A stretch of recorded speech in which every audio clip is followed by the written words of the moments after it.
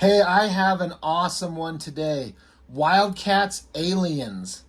Um, I'm sure a bunch of you know about this, but for any of you who are not aware of this crossover, I think I'm about to blow your mind a little bit. This is one of the coolest crossovers I've ever read, and it was from a time in comics where it's several years past when Image Comics had started, and a lot of the creators of those first wave of books have gone on and handed off all their titles to other creators with varying degrees of success. Excuse me.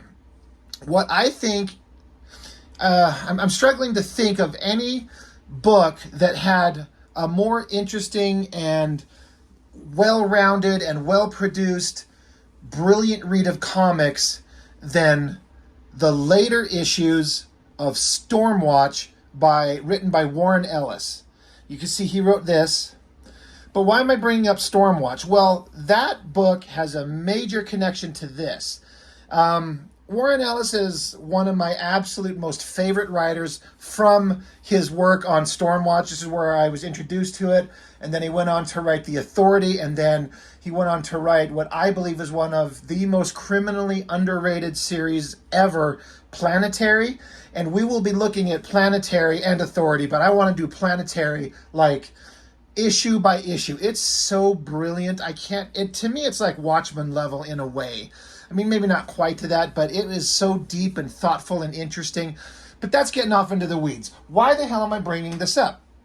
So we all know Wildstorm Studios, Jim Lee, he had his Wildcats, and he created a secondary book, Stormwatch. If I remember correctly, Stormwatch was the second book series he ever put out, kind of like Liefeld had Youngblood, and then he put out Brigade. If I remember correctly, I'm trying to think, but Jim Lee had the Wildcats, and then he did Stormwatch with Scott Clark. And it was okay. It was kind of fine. I collected that series forever. I want to say into the 30s.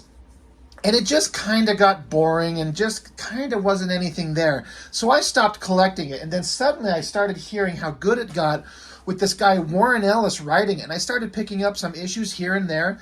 And Warren Ellis wrote some of the most amazingly interesting stories. He likes science fiction more than he likes superheroes. So he started introducing a lot of science fiction and cinematic kind of quality to the Stormwatch book. And then he ended Stormwatch, I want to say, with issue 50, which I have and is great. And then he started up a second Stormwatch series, which he did not care for too much. I think the stories were good, but it just wasn't vibing for him. And if I remember an interview correctly, he said that by the end of like the first story arc, he was going to quit. And they said that, well, if he quits, they're going to just cancel the book. And in his own words, he said, well, that's unfortunate, but whatever.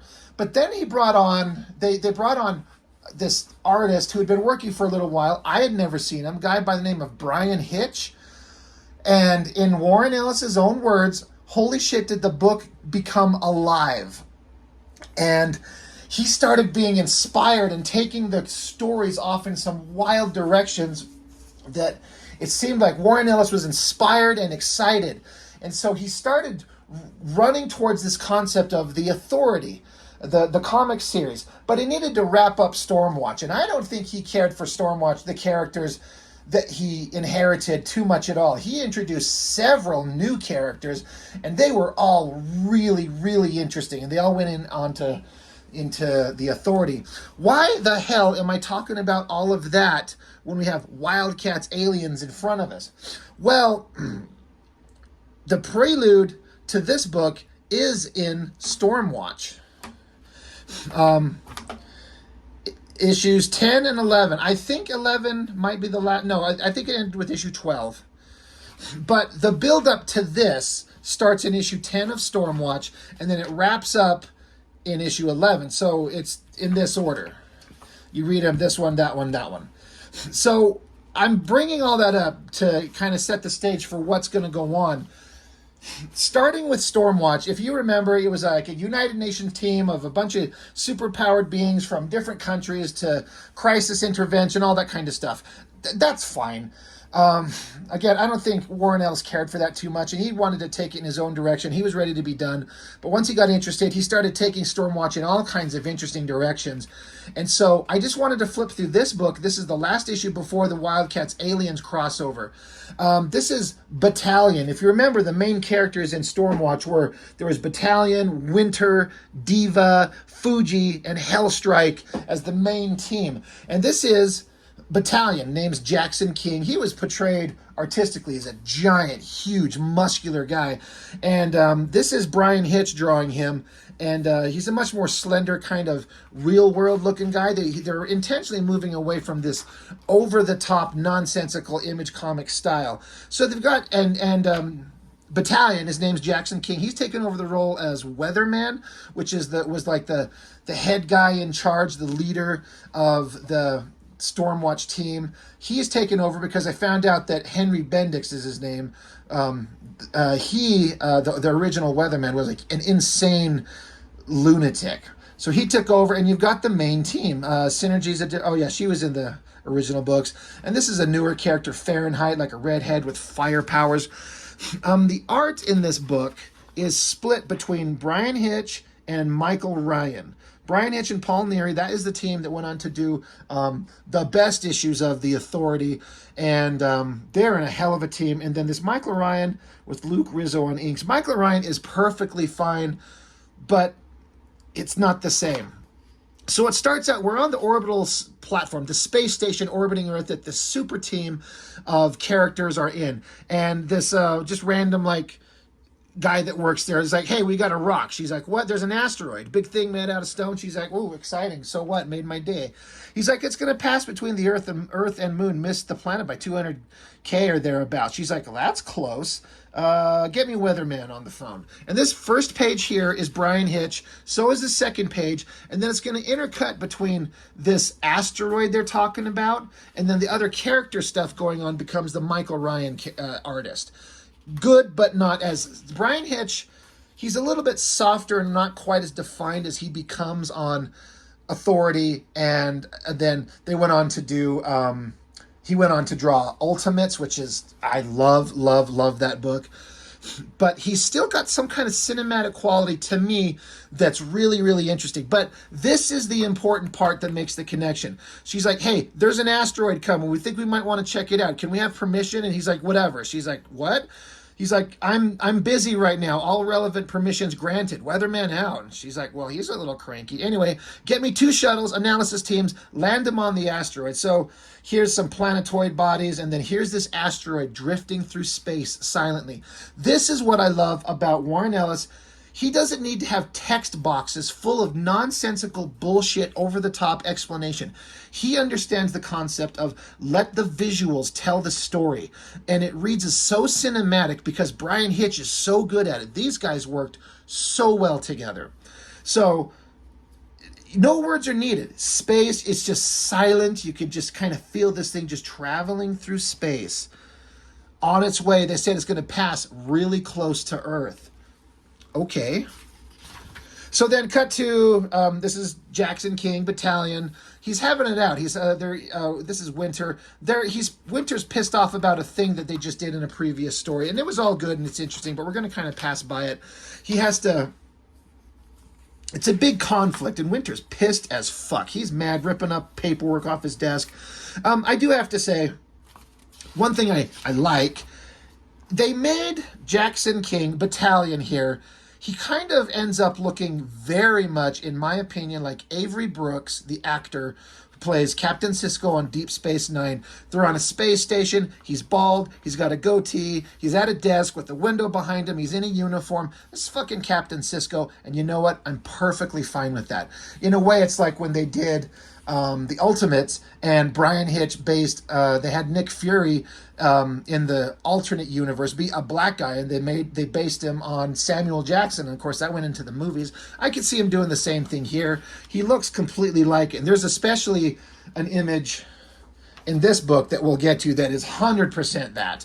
You will see. If you like Star Trek and Deep Space Nine, you will know what I'm talking about. Anyway, they keep yelling it out. They're mad at each other. They don't like Winter doesn't like the choice Battalion made, calls him out on it. He gets decked. How dare you, you self-righteous bastard. Get out of my office. Blah, blah, blah. The team's not in great shape. Things are rough. Cut to that asteroid. It's getting closer. You see Earth.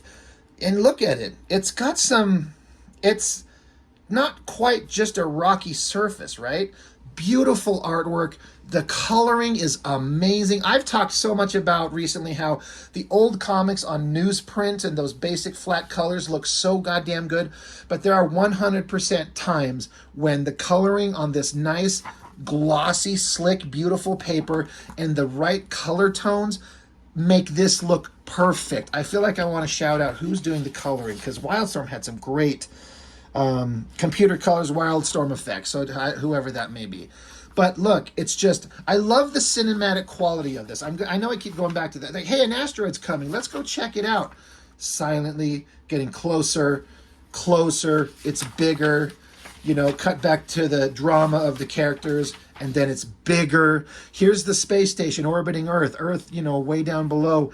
There's some just dialogue of like the people talking to the shuttle, like, okay, all systems nominal, you know, pre-flight, launch the shuttles, main engine start. These two shuttles take off. They're going to go investigate this thing.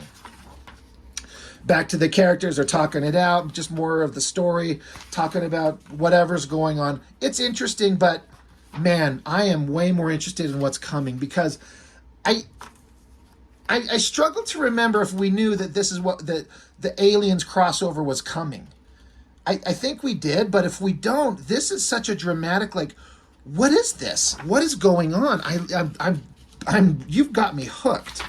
Anyway, they're talking about some stuff that went on, blah, blah, blah, blah, blah. Cut to, there's the asteroid again. The shuttles are approaching it. And all these images with the asteroid and the shuttle, like it's Michael Ryan drawing here, and then, was that right? God, I'm sorry. Michael Ryan, right. And then Brian Hitch is drawing the asteroid sequences for the most part.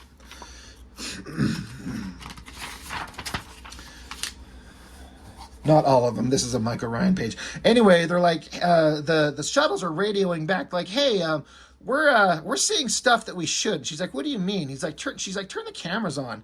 She's like, the people on the shuttle, like, someone's been building on the rock. She's like, oh shit, it's not just an asteroid, it's a vessel. Like, and so this other's like, it's a rock. She's like, no, it's a vessel, like, integrated into a rock. They have built a spacecraft inside the asteroid. Makes a degree of sense. The rock would protect the astronauts from cosmic ray exposure risk in a long space soak. She's like, makes sense if you're a space rabbit exploring the universe in your interplanetary burrow. I mean, sorry, not to trail off, but I was just talking about Star Trek. Like, look at this black outfit with kind of like the red colors. Like, that's a very similar design to Star Trek. I think that's very obvious. And again, Warren Ellis loves science fiction. But they're like, something's been building on this rock. And so they radio the boss. They're like, hey, you remember that asteroid? He's like, what? Well, it's an alien spacecraft. It is headed into Earth orbit. And that reminds them of something horrible that they just witnessed in previous issues, some giant alien spaceship that come along and almost took out Earth. So they're freaking out. Cut back to the shuttles. They're landing on top of the asteroid. I love these little bits of like the reaction control thrusters are like boosting down to bring it down and touch down. The little claw like landing gears grab onto it. Like, there's a lot of interesting technical detail going on there. Really cool.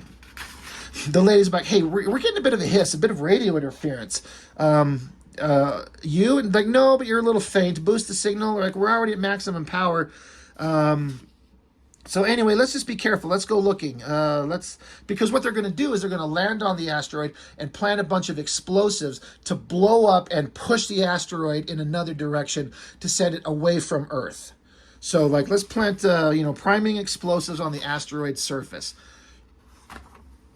And they're like, why are we cutting the walkabout on the asteroid short? She's like, because this isn't the department of taking bloody stupid chances. And they're like, well, this is the analysis deck. We should be analyzing this thing. And she's like, no, I don't. This girl's like saying, I know death when we see it. I know it. I can feel it. Something's wrong. And then as they're talking about this girl's like got a sense of something's wrong. They're like, hey, holy shit, what? They're like, what? We've lost radio contact from the shuttle. So it cuts back to, this is, I think that's Hellstrike, and I forget which girl character that is. I know I'd know it if I saw it. There's a Winter, one of the original characters, Fuji, who's like the most boring, uninteresting. The big strong guys are always so boring, but he's got to address them. And this is God, I was just looking at her name. I can't remember it. I'll think of it later. But anyway, we're just seeing some silent scenes of the characters. Again, no text boxes. We don't need any of this extra talking. They're just sitting around, and then it just cuts back to the shuttles. Silent, no communication. We get a close-up shot on the landing gear, and if you look, they're all scratched up. There's all this damage on them. And they're like, I need options. Can we automatically get the shuttles to return? She's like, we can't cut through the interference. We could send a robot probe, see if that will work. But they're like, hey, look on the video screen. One of the shuttles has boosted off the surface. So cut to another scene. Here's the asteroid in the distance. The shuttle's rocketing away, and then the explosion, the explosives they put on the surface, boom, explodes. And then now you see this big impact explosive crater where the thing went off, and the asteroid being so close here, but now it's like nudged off to the side. So it's like they did what they set out to do. They were worried about this asteroid coming too close to Earth, so explosion sends it off in another direction. But what's going on? Now, we know what crossover we're about to read, but this is the buildup in Stormwatch. So this is another Brian Hitch page. They're like, they did it. The rock's now got a big delta V and direct course to the sun. She's like, and one analysis craft plus crew, like there's one ship on there and a team of guys, but they're not coming. So now what? So they're like, well, which shuttle is it that's coming back? And it's this one, blah, blah, blah. And they're doing a fast course back to the space station. And so she's radioing, Skywatch to Castaneda, that's the name of the shuttle. This is Molly Perkins, Castaneda, please respond. And the shuttle is just silently coming towards them. Like, the cinematic buildup of this, I think, is brilliant. I love Warren Ellis's storytelling. He doesn't have one fucking superfluous extra text box of description anywhere. All you see are the visuals, and all you see as far as words are what the characters are saying. There's just one place that tells them where you're at. I love that kind of storytelling because it's cinematic. So we're 17 minutes into my Wildcats Aliens video, and we haven't even got to it yet. So if you've read Stormwatch and you knew what the team was, to me it would be interesting to be like, this is where they've ended up and what's about to happen, what's going on, because the Wildcats Aliens crossover, what does Stormwatch have to do with it? Well, as we saw, that shuttle was on its way, and we know what's in it, right? Like, there's no surprise. Here we go, Wildcats Aliens. Now, this is drawn by Chris Sprouse. He is one of my most favorite artists. I don't know that he was exactly the best. He's not, I think, a great superhero artist. He has a really interesting way of doing superheroic proportions that it works. I mean, he's great on storytelling and composition and detail and human emotion. He's got everything, but the superheroic proportions of his characters are a little odd, and I don't think this is the best fit. That being said, it certainly looks good. One random thing, I think they fucked up and double covered it. Like, you see? There's the same thing. Like, there's two covers stapled to this thing. This is the only book I've ever seen that does that. Cut to Manhattan. You got a time, 7 in the morning. You got, so, New York, and then coming in out of the sky, some bright glowing circle. It's an escape pod. And this is like the heat shield protecting it, kind of like the Apollo missions. Comes rocketing down. Great city shot. Again, look at this. Look at this spread. I'm just going to go on this. I'm sorry. I'm getting kind of excited because when I read these books, they were my favorite things. This Warren Ellis Stormwatch and Authority and Planetary, and his storytelling is so goddamn good. But I haven't read him in years, and so this is all familiar, but this is my first kind of reevaluation of them. Look, not one text box anywhere. He's just going to let you visually see the images. Let the artist tell the story. I've mentioned this before. You're still the writer if you just tell the artist what to show, but you don't have to put words on it to be validated as a writer. You don't have to cover it in text. For God's sakes, there are times, writers, when you could shut the fuck up and let the artist tell the story. Now, that's my kind of interest in comics. Anyway, back to it. escape pods rocketing down. Look at the great details on it. It looks very believable, very based on like current NASA design type stuff, but a little bit more advanced because it's a sci-fi comic book. Rocketing through the city, slams into a side of a building, blows open, like some poor son of a bitch is in bed, falling to his death. The thing slams onto the ground. Cars erupt everywhere. A big flaming wreckage. Bodies, cars, fire. What the fuck is going on? And then a great, almost splash page. Like, there it is. Now, that's one tough machine if it survived the impact like that. But again, science fiction. And then look at this top down of the city where it impacted and just tore its way through. Warren Ellis writing, Chris Sprouse, and Kevin Nolan. So Kevin Nolan must be doing inks. One thing I got to give Kevin Nolan credit for is, as far as I can tell, he did not obliterate the artist's pencils and make it look like him. I like his artwork, but he has a tendency to like override other artists' work with his inks and make it look more like him than the artist. And this all looks like Chris Sprouse work. Anyway, firemen on the job. Government agents are like, what in the hell is going on? Who the hell is inside this thing? It dropped from the Skywatch space station. For God's sakes, get the people out of there. Meanwhile, up on the top of a roof, you got Void and Grifter from the Wildcats observing, because they're, the resident superhero team. Wildcats became profoundly interesting under the hands of different writers, too. I've talked about that. Alan Moore, Joe Casey, James Robinson all made the Wildcats extremely interesting.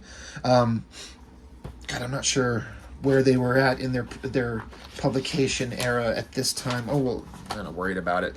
Anyway, oh yeah, this character. She's a new girl that was introduced in Stormwatch, I believe, by Warren Ellis. Her name is Flint. She's this big, super strong, super invulnerable, very completely invulnerable. She could take all kinds of damage, punches, rocks thrown on her, mountains dropping on her, fire. She is tough as shit. But anyway, they're like, so Grifter sees through his binoculars. That's Flint. That's from Stormwatch. He's like, I want to know why the UN Crisis Intervention Team is dropping its spacecraft and superheroes on New York. So she's being debriefed. She's like, my name is this, Victoria, etc., etc. My name's Flint. I've been with Stormwatch for 2.5 years. I wasn't supposed to be in the escape module. She's like, can I speak freely? They're like, why is the module jettisoned? Why can't we get the Skywatch, the space station? Why can't it's dead, silent? She's like, we took something aboard. It was writing an analysis craft that we ran into, that ran into trouble. We brought it right in.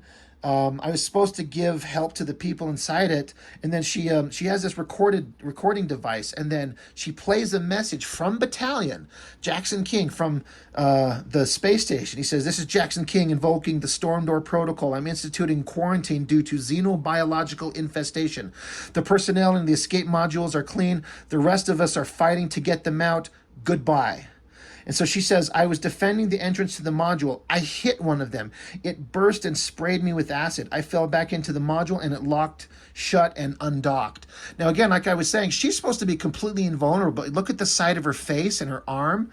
She's been burned by the alien blood. Like, so cinematic, so interesting. I'm so on board with this. She says here, I don't know what it was. My skin is unbreakable, but whatever it was burned me, as you can see.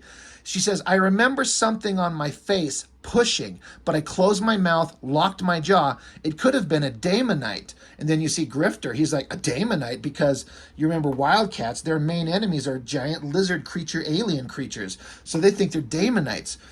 So they're like, holy shit. So Grifter's like, Void, get us out of here. They teleport away. They're back talking with them amongst themselves. You got Zealot, you got Imp.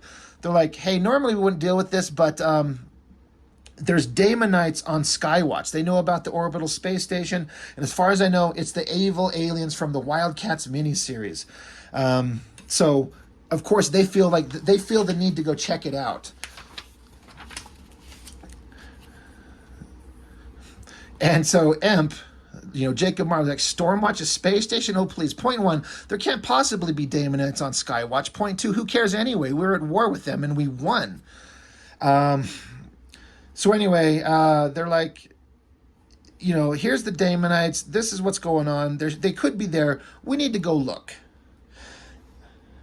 They said we can't teleport on. We can't get there because the Storm Door. The Stormwatch has a massive shield system called the Storm Door, and the Storm Door is up. So we can't just take a ship up there. And Zealot's like, the storm door? Grifter's saying, heavy-duty force field. While it's up, God couldn't get in or out. So Void, though, she can teleport them inside there. So there might be Daemonites, even though it's unlikely. Void can teleport them in there. Let's see. Grifter saying, I don't lead the team. There is of a team. I can't do this on my own. I need your help. So the Wildcats are not in great shape as far as a team. So they go and join. You got Spartan, Maul, Warblade. So the team's back together. Again, I'm kind of unsure of where the Wildcats were as far as the team, but things are strained and not good. Zealot and Grifter are not on good terms. So even Imp is like, well, it looks like we're back. There's the space station. There's like the main command structure, the command hall. Boom, they teleport in. So the Wildcats are here. It's dark. The lights are out. The monitors are off. So they're like, hey, check out everything. Scan around. Find any humans. You find Daemonites. Kill them. Let's see what we can do. They do some digging around. They try to access the computer.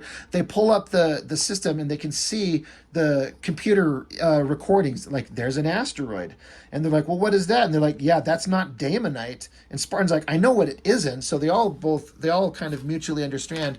We thought it was Daemonites, but that's not them. So then you hear the recorded conversations, and they like, that's Jackson King. That's the leader of the Stormwatch team. They know who he is. So it says, 6 hours ago we believed to be an asteroid passing through the inner solar system is revealed to be an artifact, a habitat built within an asteroid. Science deck tells me the asteroidal rock would be excellent protection from cosmic radiation for an interstellar spacecraft. We dispatched 2 analysis craft to put down on it back when we thought it was a fast rock. We didn't like its path too much. We were going to analyze it and then redirect it into the sun. We now know it's a vessel, and we're still waiting for our people to come back. Their radio remains dead. I'm on the verge of sending out Hellstrike, veteran Stormwatch officer, a gaseous post-human immune to vacuum's effects. Hold on. We've got one of the analysis craft on visual. And they're like, well, that ends that section. And then the next section of records are made from remote station, personal radios, secure cams, and the like. Here it comes. So you just see the ship landed. They get inside, and the pilots their guts are exploded out of them. They're like, so Battalion's like, seal the ship, shut off, lock everything down. And then you cut to another camera image. You got a face hugger on some random guy. And Maul, he's like, what in the hell was that? Back to another security cam. They're like, unseal it, set Fahrenheit loose on it. Like, they need to get into the ship, the cargo bay, and to get the girl superhero with fire powers to, melt it open. Let's see. Void is saying, it was in the vessel's cargo bay. It was on an asteroid first, but it got into the cargo bay. The bay was sealed, but it was too late. And then they unsealed it. So whatever it was got out. They're looking for, and let's see, they're trying to find if there's anybody alive. It says back here, biological contamination. There's a section in the middle of the space station. It says it seems like it's full of people. I'm getting a hail of motion detection. People could be hiding out in this. It's like they call it the cold penitentiary, the vault where they keep criminals in deep freeze cryogenic lockdown. So it's very much like the Aliens movie. A rescue team come to an abandoned a station. There's no one there. They're getting a little bit of information. They do a search, and then in the center of the station, it's a goddamn town meeting. So saddle up, Apone. We're going to go check it out. Like, we're we going to go look? And Warblade's like, yeah, that's what we're here for. So they end up splitting up, I believe. We'll see. The team, let's see. Skywatch, the cold penitentiary. Penitentiary. I like how it's not colored dark, but the artist drew very black inks and then let the coloring kind of make it this ominous, vibe. And they're like, Spartan, clear the air, or the ionized gas of your plasma like clear the gas header. We can't see anything. Like, wait, something's wrong. And then there they are. We got xenomorphs. Grifter starts unloading on them, blowing them away. Zealot takes her sword, chops them in half.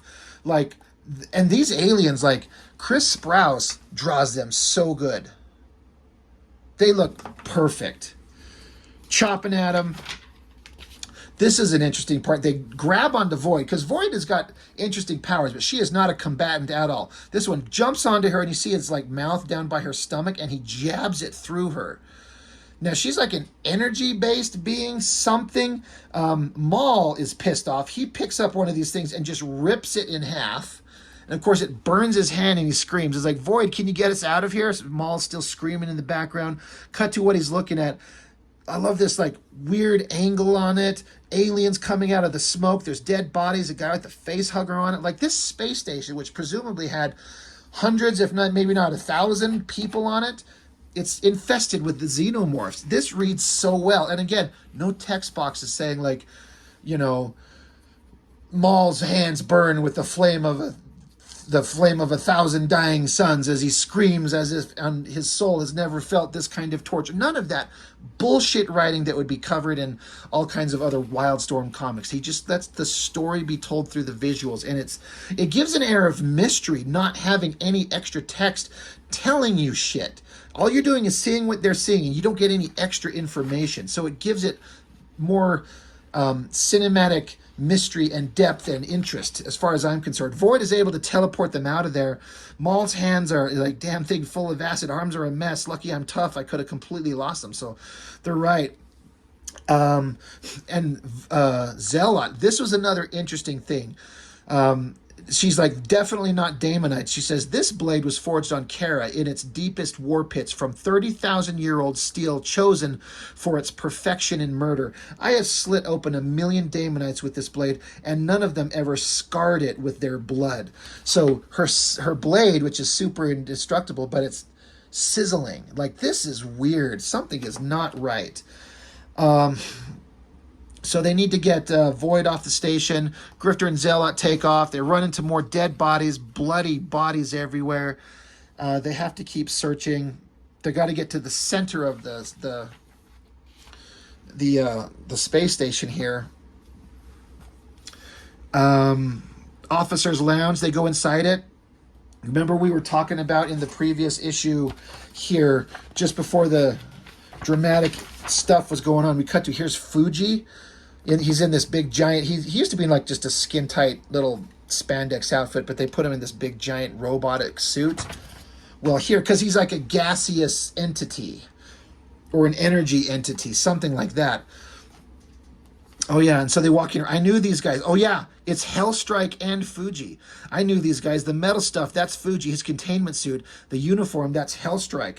They were both made out of plasma. They were, what did they call it? Sentient, gaseous post-humans. How the hell do you kill someone who's gas?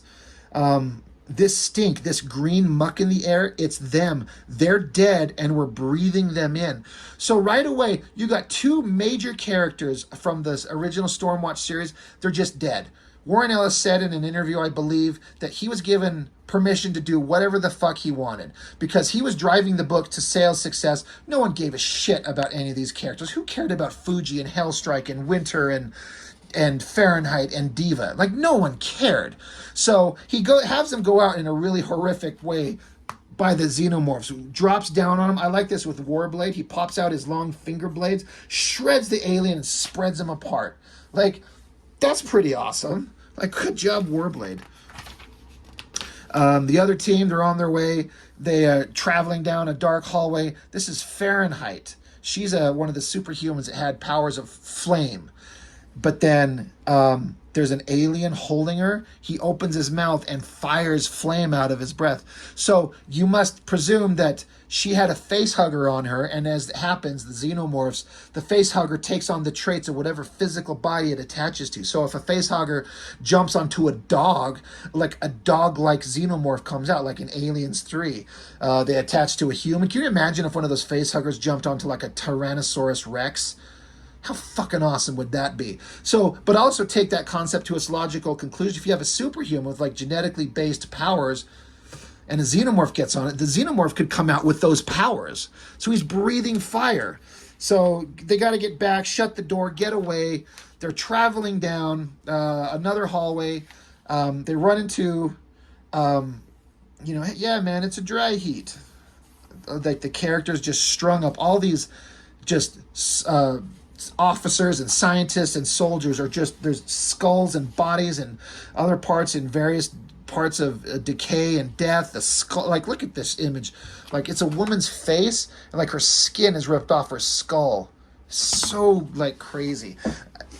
I think Chris Sprouse is doing an amazing job. I don't know that he's the best. He's got such a clean, slick line style. I don't know that he's the best for like gore, but it sure looks good. I wish Brian Hitch would have drawn this, but that being said, Chris Sprouse is amazing here. You want to see the best Chris Sprouse book? We'll be looking at it soon. Tom Strong #1, the entire Tom Strong run, written by Alan Moore. Perfect comics. You'll never find a better series. That's where Chris Sprouse just shines. But anyway, they're still trying to find everybody. You know, we got to keep going. We got to find the people that are left. There's a shredded ass dead body. They keep going along. They find this centralized area. They pop it open, and there's some of them left. There's some of the humans surviving. There's Battalion. This girl was named Synergy. There's Winter. He's like, you're the Wildcats. Yeah, you're Jackson King, the weatherman. Obviously, get inside. He's like, I presume this is some kind of rescue attempt. Like, yeah, sure. So they're just kind of go over everything that's happened. You got Winter here, and he's like, his hand is mostly shredded off. He something ate most of it. Cut back to Zealot and Grifter. They're just mowing through the aliens. And Zealot's like, I don't know how long my swords are going to last. Like, these things are thousands of years old, but they're going to break one of these times. Anyway, they got to keep going. And these two travel into another big centralized area. And what do they run into? Because, of course, obviously this comic is following the James Cameron Alien movie formula. And I'm here for it. I am completely fine. Look at those eggs. That alien looks so goddamn good. It's perfect. And they're right there with it. So back to the other guys. We got to get out of here. We got to find a way to get out of here. Run into more aliens. Jumps at them, starts shredding all the humans that they can get their hands on. Battalion uses his mental telekinetic powers and blows up a bunch of them.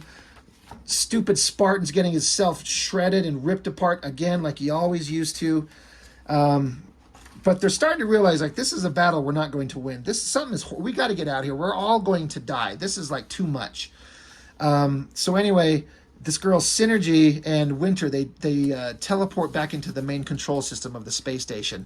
And so she just like asked the computer, give me a summation of the situation. Skywatch reactors have been damaged and will go down within the next 12 hours. She says, give me a status of self-destruct nuclear cascade. The nuclear cascade has been disabled. She's like, fuck. We need to start locking off areas to buy ourselves more time. They're trying to, well, how can we help the Wildcats? We'll leave passages open for them as far as we can. He says, so Winter, he says, I can do that. Look, I'll run a remote transfer from here, send you back to Jackson, work with me from there. We'll try to boost the power flow. She's like, I don't trust. She's like, look, you know, this is the job that needs running from Watch Hall. And he's like, somebody needs to monitor from here. I'll do that. You get down with the team. You go help them, go direct them. We'll stay in contact. But somebody has to stay here and run things from the controls. And so back here, Zealot and Grifter fighting the aliens. They throw grenades at them to blow them all up, to kill them. The alien queen. Grifter's like, out of hell with you, you fat bitch. I didn't want another birthday anyway. And they got enough power on the Stormwatch space station's reactors up to do a teleport. They got the Star Trek. They got teleportation, so they're able to get everyone out of there. Everyone gets onto the teleportation pad. They get out of the station, and Grifter blows up some of the controls so no one can follow us back. It's him and Void that are left. Grifter's like, "Can you get us out of here? They're coming after us. You got to go. Let's go, Void." She teleports them out of there. So the computer saying the last humanoid in Bay 2 is transferred out. Bay 2 has been disabled. Do you wish to send an emergency signal? And Winter, again, an original character from the first issue of Stormwatch. He's like, it doesn't matter. Bring up control systems for Skywatch's engines. He's like, there, perfect. Now, I believe it's possible to obtain a full burn on these engines. And the computer says a full burn will dangerously deplete Skywatch reactors and will wreck the engines. And he's like, I can live with that. Amos at the sun. Full burn. Engines light up. And then there's it's like a report. Weatherman, Jackson King's final report to the United Nations Special Security Council. For a few days, codenamed Winter, Nicholas Kamarov, born in Russia, was the fastest human ever to live. The storm door, the shield, the storm door went down a few hours before Skywatch struck the sun's photosphere. It didn't matter, and it's gone. So the space station was infiltrated. They got everyone out of there that they could, and Winter, the original character, sacrificed himself and drove the space station into the sun, and it's gone. They just slaughtered major characters of the books. Now, to be fair, the characters that they killed, no one gave a shit about. Let's be honest, no one cared. But they were major characters, and I believe Warren Ellis gave them an interesting death. Not necessarily heroic death, not all of them. Several of them just died off panel. But Winter, that character, he got a heroic character death. He got to fly into the sun. He got rid of the aliens and saved the day. So then this was Stormwatch 11. Like I said, I believe 12 is the last issue. In fact, I'm sure of it, because that led directly into the first issue of the first run of The Authority, which is just so good. But this is just a quick tie-up of everything that just happened, starting out at like a graveyard. And look, Winter, deceased. Hellstrike, deceased. Synergy's alive. Fahrenheit, deceased. And then this is him, Jackson Battalion, just giving a breakdown of everything that just happened. He's being debriefed with the United Nations Security Council about what happened, why they did what they did, what the reasons were. And then there's a funeral for all the superhero soldiers that died.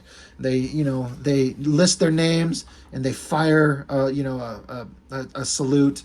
You got Winter, Fahrenheit, Hellstrike, Fuji. And then they're talking about some other characters. Jenny Sparks, Jack Hawksmoor, Shen Limin. There's Stormwatch Black. They're all the characters who become the main focus of The Authority. But these characters are all dead. They're sitting around wondering, well, what are we going to do now? We're still a team. We still have a job to do. We're still here to help people. This is just a quick, suddenly becomes Brian Hitch drawing this, and it switches over to Henry Bendix, the original weatherman from the first issues of Stormwatch. He was a character that was like the leader of the team, but you find out he's a psychotic madman, old wrinkly. He's kind of looks like an old version of Picard. But he's got this body in this container. It breaks out. It explodes, and we've got Jenny Sparks. Now, she is a severely interesting character that was created by Warren Ellis, and she becomes the leader of the Authority and gives her this incredibly interesting backstory. She's one of what they call century babies. There was several superhumans that were all born like January 1st, 1900. And they all are long-lived, and they all have superpowers. They all had different roles in the universe to be like the spirit of the 21st century. There's another character in Planetary, Elijah Snow. He was one of them. Jenny Sparks. She's really interesting. And I kind of want to get into her character, but there's no time. We're going on too long. And this is about Stormwatch ending. But she was a character that had a very strong drive to aggressively attack the villains that they know that are out there. They're not like the X-Men and Professor X. Like, we know Magneto's out there, but we'll just be here to stop him next time he comes. She's like, no, we know this is an evil motherfucker. We know this without doubt. They take the law into their own hands, and she goes and aggressively, proactively takes them out. The thing about Jenny Sparks, when she's in control of the Authority, is that she has a very hard moral center that makes them follow a very strict code of conduct and choose their targets very specifically. And once she was gone and it's handed over to Jack Hawksmoor, the guy that runs the team after, and then who Mark Millar takes over, the Authority becomes a violent bunch of anti-heroes, and I did not like them as much. Everyone loves them, loves those books. They're fine, but it lost the interest that these characters had under the control of Jenny Sparks, because she kept them on a track of, we are not going to get out of control and become gods. And once she was gone, that's exactly what they became. Anyway, just more stuff that Warren Ellis is just wrapping up all these story points of shit that just doesn't matter. There's one of the characters that's be part of the Authority. They're taking out some bad guys. protecting this guy that's in the hospital. They got the girl that can fly with her little clawed feet, taking out people. This is another section. Again, this is Brian Hitch. The art was split between those two artists again. But look at this. Tell me this isn't Avery Brooks' Deep Space Nine. Especially the next page. But he gets a notation. He's expecting, like, all right, we got to rebuild Stormwatch. We got to build a new space station. We have to start over. We have work to do. But he gets a note. It says the United Nations can no longer afford Stormwatch. And then look at that. That is Captain Sisko from Deep Space Nine. 100%. I love it. It says, it was always a horrific strain on our budget. The budget already crippled by the American refusal to bring their membership debt up to date. We don't have the support we enjoyed in the 80s, nor the cash. There won't be another orbital platform. There won't be another field team, nor world surveillance arrays from hundreds of people to attend. There won't be another Stormwatch. We wish things were otherwise, but there's nothing we can do. Stormwatch dies here. So this book that Jim Lee and Brandon Choi created with the idea of this United Nations team to protect and defend, Warren Ellis wrote them out of existence because he's like, there's nowhere to go. He did everything he could do, and he's got to move on to something else. But believe me, the Authority comes along, and there's a super team of people with a giant planet-sized, practically, spaceship to watch over and defend Earth. And that's what the Authority becomes. But he ended Stormwatch because, as he's completely correct, there was nothing there of any interest. We cut back to these characters, all characters that I believe that Warren Ellis created. They're kind of giving their respect silently to the characters that just died. She's like, these poor bastards. You weren't ready for an alien infestation, just like you weren't ready for the bleed. That's another concept that Warren Ellis created. Things are getting worse. In the end, they got too big for you. And I wish I'd been there. There has to be someone left to save the world. And he says, and change it? Same thing. And she says, is it going to be us? And they're like, well, one of these other characters that are part of them, this girl, Angela, she's only been in one combat situation. And 20,000 years worth of memories might not help our medical friend if someone wants to kick his head in. So they're talking about these other characters we don't even know yet. She's like, yeah, I know, but Stormwatch isn't coming back. I don't have a choice. There has to be someone left to save the world. And she says, door. And then this space door opens up and says, coming in February of 1999, the Authority. So, oh yeah, this is maybe where I was talking about some of the things that Warren Ellis was saying. Let's see. He says, my first run, this is from Warren Ellis, my first run on the book was completely structured. I took over Stormwatch with issue 37 of volume 1, and everything I wrote was aimed at directly at issue 50. It's one long story, a 14-issue series. I got 50 done and was told the book was being shut down and relaunched with a new one. He says, I went into volume 2 less organized. I came up with a new version of Stormwatch and stories I wanted to tell, but no real structure.